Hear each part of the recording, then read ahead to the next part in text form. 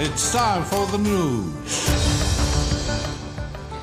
In today's top stories, coinciding with the celebration of the 61st anniversary of Independence Day and Youth Day, the President of the Republic expressed his satisfaction at what had been achieved in the field of securing the supply of drinking water thanks to Algerian managers. From Baku, Azerbaijan, Algeria has reiterated her attachment to the values and principles of the non-aligned movement. The 15th edition of Arab Sports Games was officially given the kickoff in Algiers by Prime Minister Ayman bin Abdulrahman. And Ukraine said that tension around the Moscow-occupied Zaporozhye nuclear power plant was decreasing.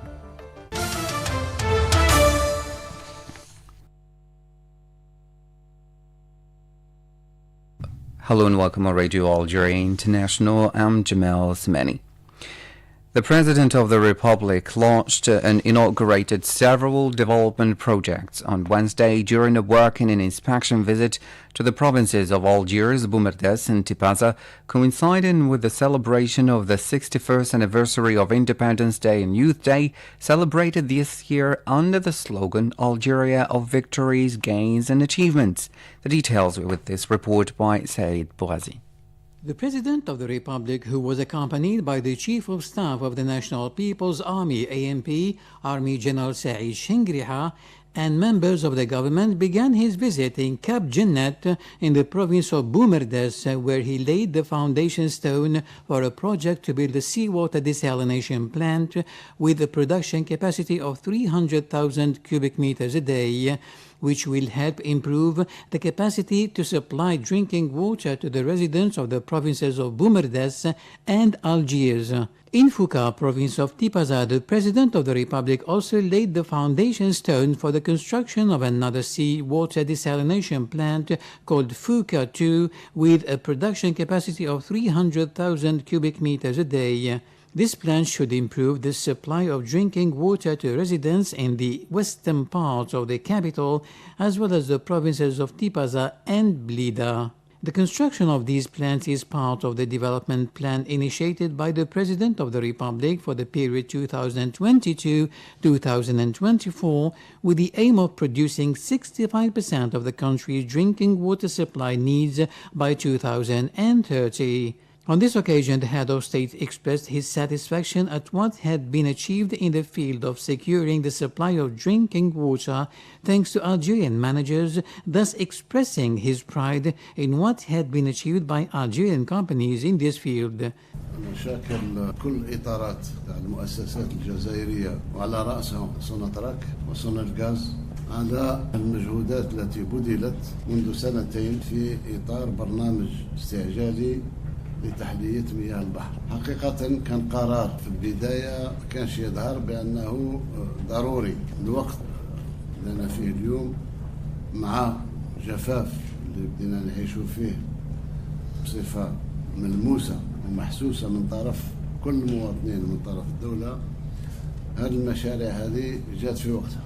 إذا شاكر لهم كل المجهودات اللي بذلوها، شاكر كذلك وزارة الطاقة ووزارة الري ووزارة التعليم العالي ووزارة التكوين المهني اللي انسجموا في هذا البرنامج، وصبحت اليوم محطات تحلية المياه بحر جزائرية 100%. In this respect, the President of the Republic stated that all regions should benefit from the complementary program of the Public Authorities Emergency Plan for the construction of desalination plants, mentioning that consideration was being given to the construction of a desalination plant in the province of Tizi Ouzou. In the province of Algiers, President Tebboune laid the foundation stone for the construction of 14,442 rental sale housing units. In this context, the President of the Republic expressed his satisfaction at the pace of housing construction and distribution in Algeria. شكرا على هذه الوتيرة في إنجاز سكن، سواء كان سكن ريفي أو سكن مدعم بصفة عامة ولا سكن عدل. أعتقد أن ربما هذه النقطة هذه وهذا البرنامج هذا ما خداش الحصة نتاعو اللازمة في الإعلام الوطني. أقولها يعني بصفة جازمة، ما فيش في العالم، ما كانش في العالم واللي عنده الأدلة يجي يكذبنا. ما كانش في العالم اللي راه يقوم برنامج مثل هذا بالنسبة للمواطنين تاعو. وين كنا وين أصبحنا؟ العاصمة نبقاش فيها بالتقريب أحياء قصديرية، بينما كانت أحياء وأحياء وأحياء. Also in the province of Algiers, President Tebboune inaugurated the Zerada Burns Hospital, which covers a total area of 27,000 square meters and has a capacity of 144 beds. Equipped with modern, high-quality medical facilities and a number of specialized services, the hospital currently employs 49 doctors, 86 paramedics, 86 administrative and technical staff, and 4 clinical public health psychologists. A digital system has been adopted to guarantee high-quality services and modern hospital management. In this respect, the President of the Republic emphasized that the state does not skimp on resources in order to ensure good healthcare conditions for citizens, stressing the need to bring health services up to international standards. المستشفى هذا لازم يكون عنده توأمة. C'est un hôpital, on autorise un jumelage avec un grand hôpital européen. في تبادل الخبرات، تبادل الأشخاص، تبادل الأطباء، تبادل في عند الحاجة ممكن يجوا دعم في حالة ما لا قدر الله باش نرفع هذا المستشفى إلى مستوى عالمي. The President of the Republic ended his visit by laying the foundation stone for the project to build a new media city called Zaire Media City in Ouled Fayet in Algiers, a comprehensive and integrated infrastructure designed to bring together the main media players and activities with a view to promoting Algeria's image. La maison de la presse, il faut qu'elle soit domiciliée هنا باش نغلق مع ميزون دو لا بريس تاع القبه وتجي هنا. هنا faut prévoir un espace pour la presse écrite et pour la presse électronique, privé et public. باش faut prévoir un grand bâtiment pour la presse électronique يكونوا فيه 10 15 20 50 تيتر، كل واحد عنده المكاتب نتاعو، عندهم التدفق الانترنت تاعهم، عندهم تو سكيل سي يكريو مش بالضروره باش. من ناحية الصحافة المكتوبة كذلك، الصحافة المكتوبة لازم كل محلات هنا يتكراو لهم. The project also includes a free zone to house the platforms of international social network operators who will use this gateway to send their content to Africa, the MENA region, and Europe. The President of the Republic has ordered that the completion of this huge media edifice be accelerated within the allotted time of 27 months and that it be equipped with facilities guaranteeing a range of services using renewable energy.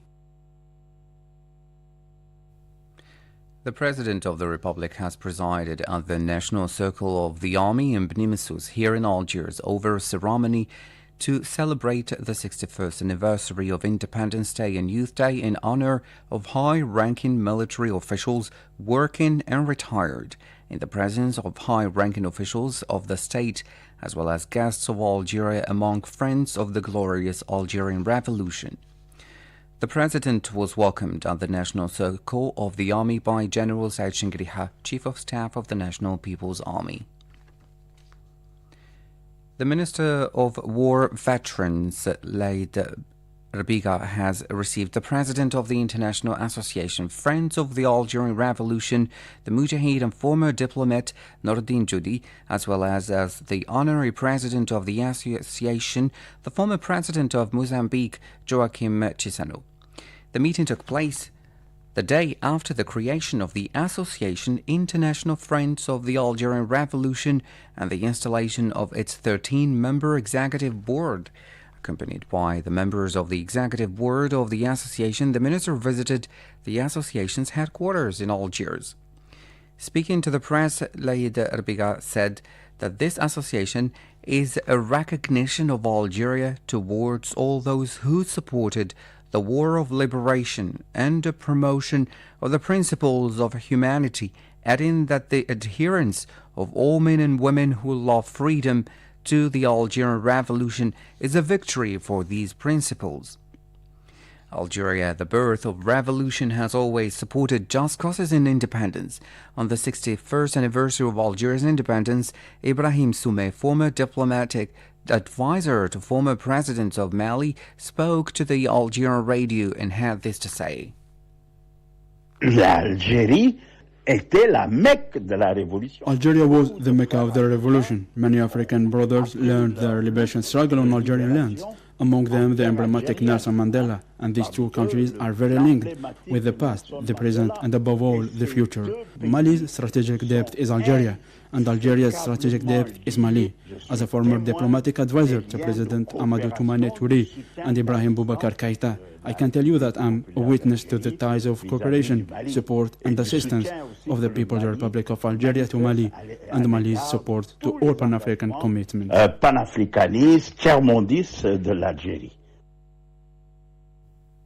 14 hours 42 minutes Algiers time. We're coming live to you from the capital, Algiers. Now, in other news, the Minister of Foreign Affairs and National Community Abroad, Ahmed Attaf, reiterated from Baku, Azerbaijan, Algeria's attachment to the values and principles of the non-aligned movement, which underpin its balanced and cautious positions towards the different regional and international developments in a global context marked by unbridled jolts, increasing tensions, and an exacerbated polarization.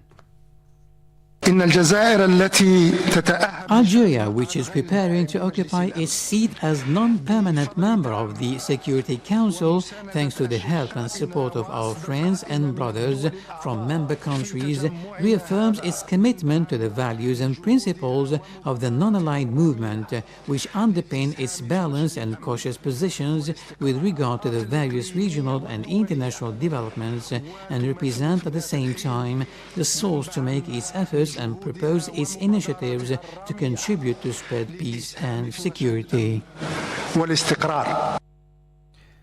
Ahmed Attaf addressed the Algerian mediation between Russia and Ukraine discussed during the visit of the President of the Republic to Moscow, described as a contribution to the serious and effective good offices aimed at ending this crisis by promoting a peaceful solution that guarantees respect for the principles and objectives of the United Nations Charter and the security concerns of both parties to the conflict, with whom Algeria maintains authentic historical relations.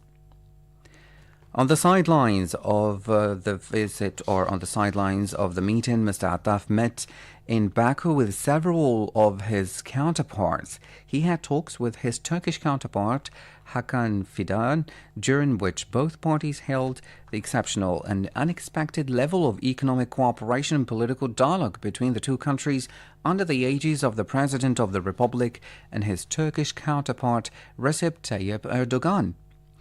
The two ministers also evoked developments in the regional situation, notably with regard to the Western Sahara issue and the crisis in Libya. Mr. Attaf also held talks with the Belarusian counterpart, Sergei Elainik, with whom he discussed ways of boosting bilateral relations between the two countries, according to a practical plan aimed at involving the activation of bilateral mechanisms and the strengthening of economic exchanges and political dialogue.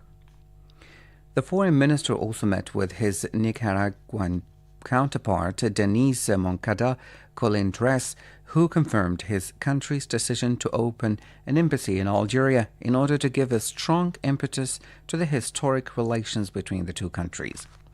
Mr. Attaf also held talks with his Syrian counterpart, Faisal al-Muqdad, who discussed preparations for the upcoming bilateral meetings, including the Algerian-Syrian Joint Commission. Mr. Attaf also has talks with his counterparts from Venezuela, Cuba, and Uganda. As you followed in our top stories, the opening ceremony of the 15th edition of the Arab Sports Games 2023 was given the kickoff at the Mohammed Boudiaf Olympic Complex here in Algiers by the Prime Minister, Mr. Ayman bin Abdulrahman, on behalf of the President of the Republic. At the opening ceremony, the Prime Minister delivered a speech in which he said the following.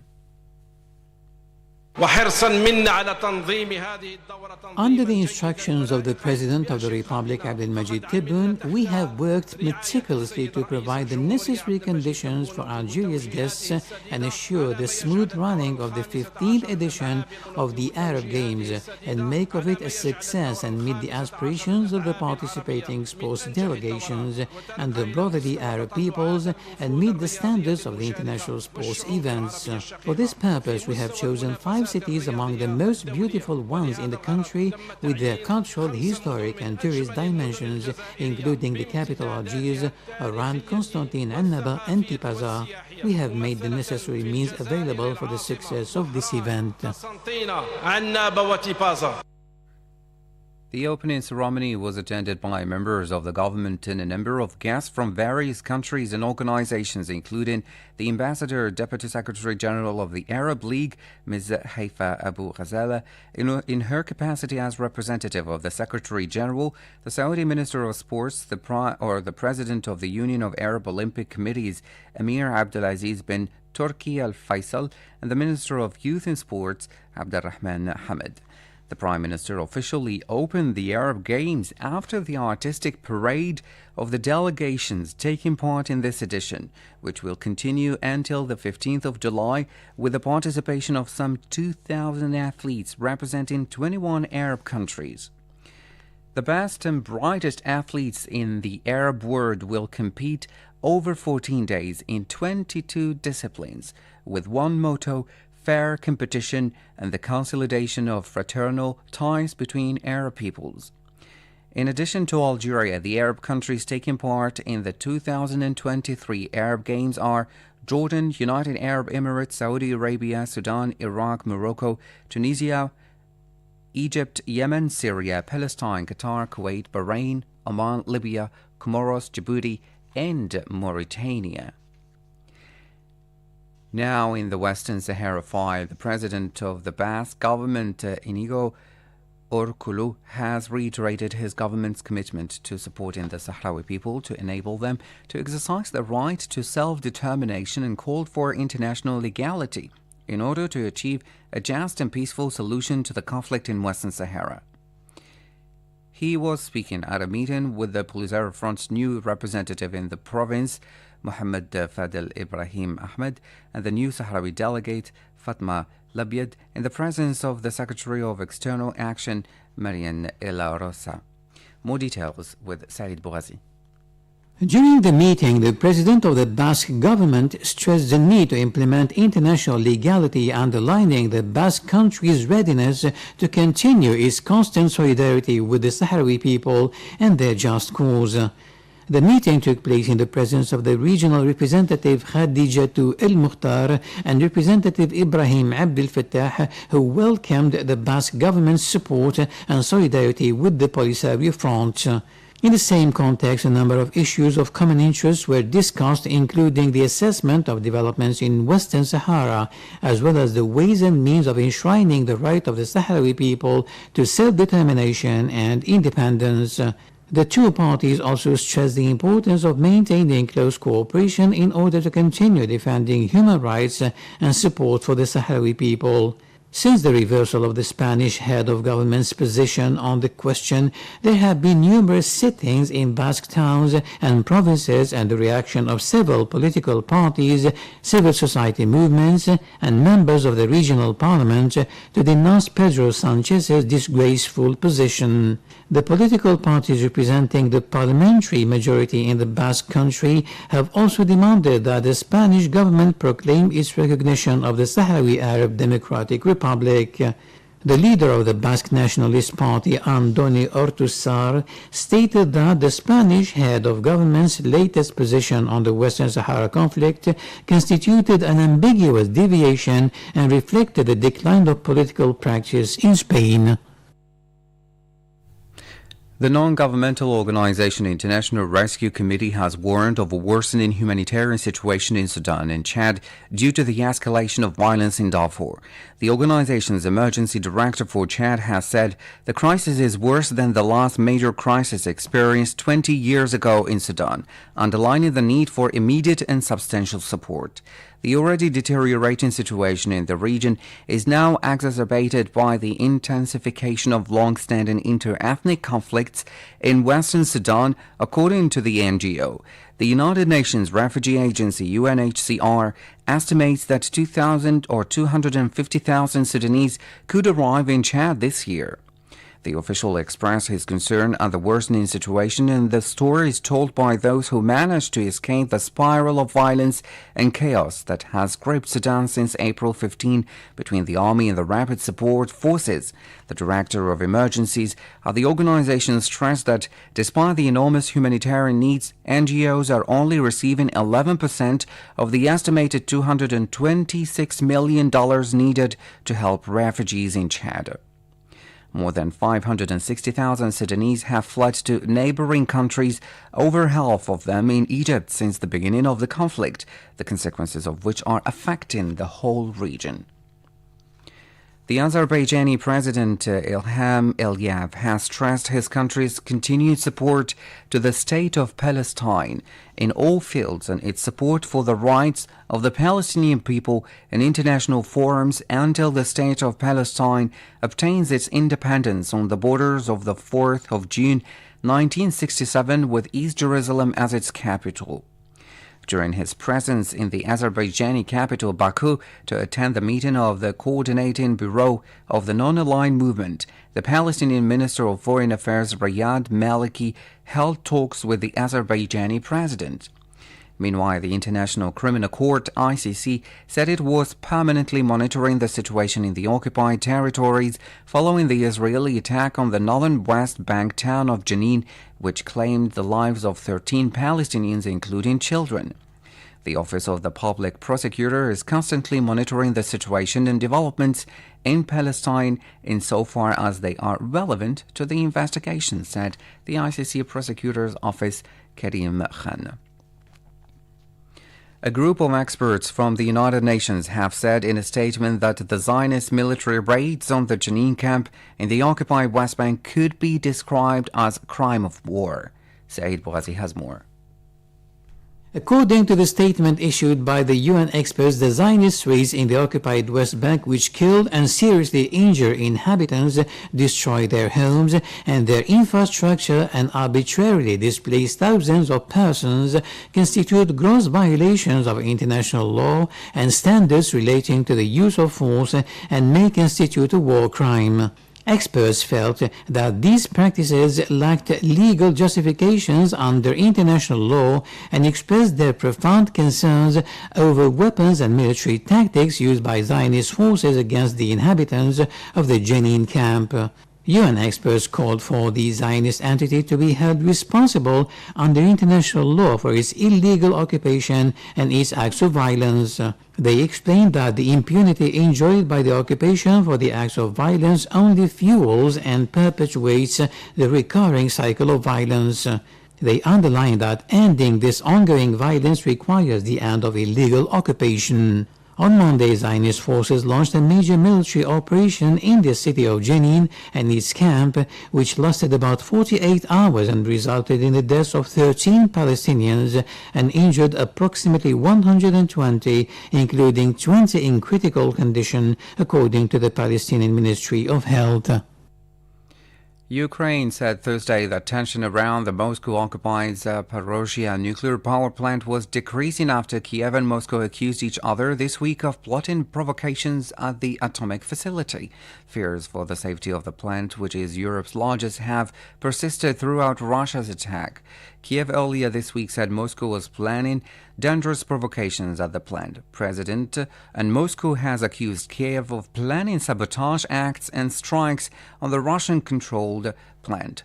The International Atomic Energy Agency on Wednesday called for additional access to the facility to confirm the absence of mines or explosives at the site. 14 hours, 55 minutes, Algiers time.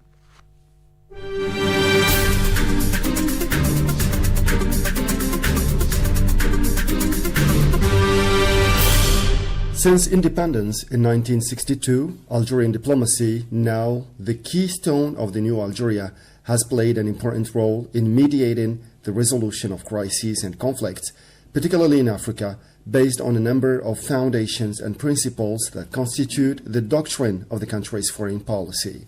Algerian diplomacy is based on three inalienable principles: the right of peoples to self-determination, non-interference in the internal affairs of states, and the promotion of inclusive dialogue in international conflicts, regardless of their seriousness. It is on these foundations that Algerian diplomacy has been built and consolidated since independence, and it is in this sense that the President of the Republic, Mr. Abdelmadjid Tebboune, has been committed since his election in 2019.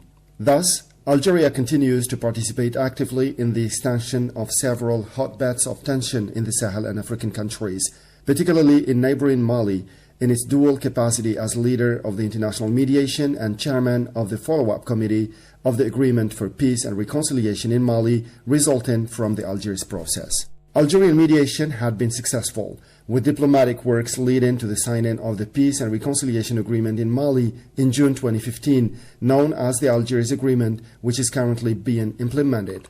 In neighboring Libya, too, Algeria, which promotes the policy of good neighborliness, is playing a decisive role in resolving the political and security crisis that has afflicted the country since 2011. Its position is based on political non-interference and the rejection of any foreign intervention in the resolution of the conflict in Libya, advocating a political solution through an inclusive inter-Libyan dialogue. In this context as well, Algeria has hosted a series of inter-Libyan talks in recent years as part of its ongoing efforts to resolve the Libyan crisis.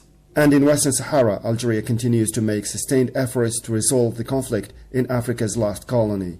Algeria's constant position for a just and lasting political solution, guaranteeing the self-determination of the Sahrawi people, and advocating dialogue between the two parties, namely Morocco and the Polisario Front, remains unchanged. Thanks to Algeria's mediation, another conflict had also been brought to a successful conclusion.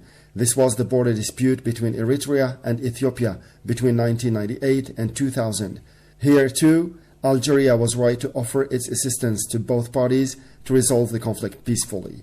At the summit of the Organization of African Unity, held in Algiers in July 1999, the parties to the conflict accepted the modalities for the implementation of the Algiers Framework Agreement. With regard to the Renaissance Dam crisis, Algeria is contributing to the collective effort to settle this dispute between Egypt, Sudan, and Ethiopia, favoring negotiations between the three countries as the ideal way to reach an agreement that guarantees the rights of all parties in a fair and equitable manner. Algeria, an influential state on the African continent. After a period of declining diplomatic activity, Algeria has redeployed its diplomatic strength on the African continent and regained its role as an influential state by participating in international summits or by conducting new mediations aimed at settling disputes on the African continent. In this regard, the Minister of Foreign Affairs and the National Community Abroad, Ramtan Lamamra, assured that Algeria will set itself up as a pivotal country that will act, as in the past, in exporting peace, stability and security across the African continent, starting with the Sahel-Saharan region to the hotbeds of tension throughout the continent. Since independence and until now, Algeria's voice has been listened to and solicited, especially on the continent. Guinea recently asked President Tebboune to support a successful and peaceful transition in this country, which is in the grip of a political crisis. The reinforcement of the country's diplomatic action by favoring an approach faithful to the foundations of the Algerian state, namely the path of dialogue for the settlement of conflicts and regional crises, has been the hobby horse of the President of the Republic since his election to the supreme magistracy of the country. A few months after his election, President Tebboune stated during his speech at the 33rd Ordinary Session of the Assembly of Heads of State and Government of the African Union in February 2020 in Addis Ababa that the new Algeria will remain attached to its principles and commitments and will henceforth play its full role in Africa and in the world.